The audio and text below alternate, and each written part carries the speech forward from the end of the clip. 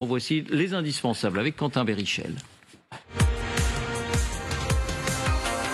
Bonsoir Quentin. Bonsoir David, bonsoir à tous. Comment s'est déroulé ce hold-up numérique? Eh bien, tout s'est passé ici, David, à Singapour. Voici la tour de l'une des plus importantes banques de crypto-monnaies du monde. Des milliards de dollars transitent chaque jour sur les serveurs de cette plateforme.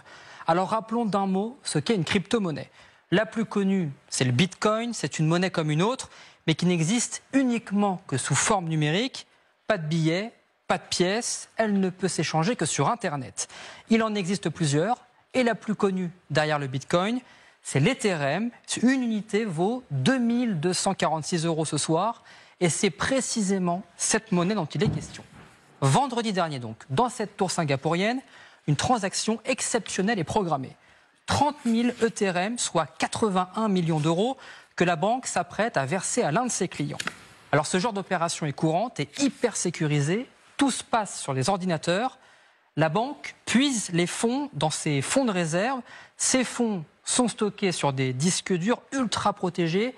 C'est l'équivalent d'un coffre-fort, David, non connecté à Internet, attention, pour justement éviter les piratages extérieurs. La banque procède ensuite à des doubles, des triples vérifications jusqu'au feu vert final du président fondateur lui-même. Et une fois donné, la banque connecte son fonds de réserve à Internet pour virer la banque à son client. On parle là d'une connexion d'une poignée de secondes. Et c'est précisément à ce moment-là que les hackers ont agi. Ils sont parvenus à déjouer les systèmes de sécurité pour entrer dans ces fonds de réserve et les siphonner.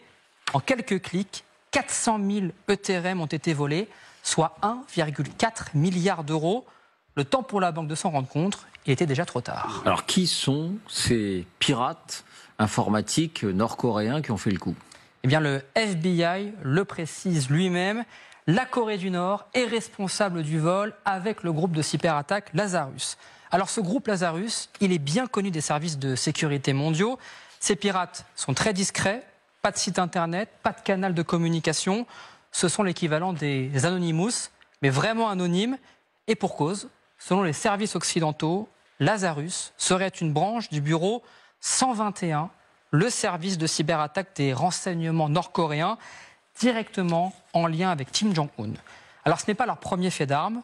On leur attribue notamment un casse de 620 millions de dollars du même genre il y a 3 ans. L'organisation a une grosse force de frappe. Écoutez Jérôme Billois, expert en cybersécurité. On a l'habitude de voir des groupes de cybercriminels qui sont des petites PME du cybercrime avec 10, 20, 30 personnes. Lazarus, c'est pas du tout ça. Lazarus est lié au service de renseignement de la Corée du Nord. Les États-Unis avaient identifié jusqu'à plus de 6000 personnes travaillant dans ce groupe, qui a vraiment des moyens importants pour réaliser des attaques pointues, en profondeur. 6000 pirates, c'est en quelque sorte l'armée secrète de Kim Jong-un, dont on estime qu'elle finance directement le programme nucléaire du dictateur. Écoutez à nouveau Jérôme Billois.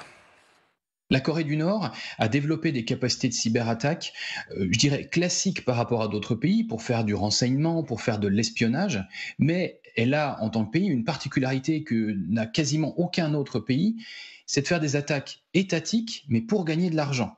Et clairement, c'est ce qu'ils font depuis plusieurs années sur le monde de la finance classique, mais aussi la finance plus récente avec les crypto-monnaies, dans un objectif très très clair, c'est de ramener de l'argent dans les caisses du pays pour financer les différents programmes, et en particulier les programmes nucléaires. Et selon l'ONU, la Corée du Nord aurait ainsi détourné plusieurs milliards de dollars pour financer justement les missiles balistiques depuis 6 ans. Et quand on dit, dernier point, quand on dit le casse du siècle, c'est une expression un peu toute faite, un cliché ou c'est la réalité? Alors j'ai bien vérifié, j'ai bien cherché David. Non seulement c'est le plus gros casse du siècle, mais peut-être même de l'histoire. Jusqu'alors, on attribuait le plus gros braquage du siècle à Saddam Hussein en 2003. À la veille de la guerre, il avait envoyé son fils retirer tout l'argent de la banque centrale du pays. 1 milliard de dollars en cash dans des valises avaient alors été dérobés. Merci Quentin.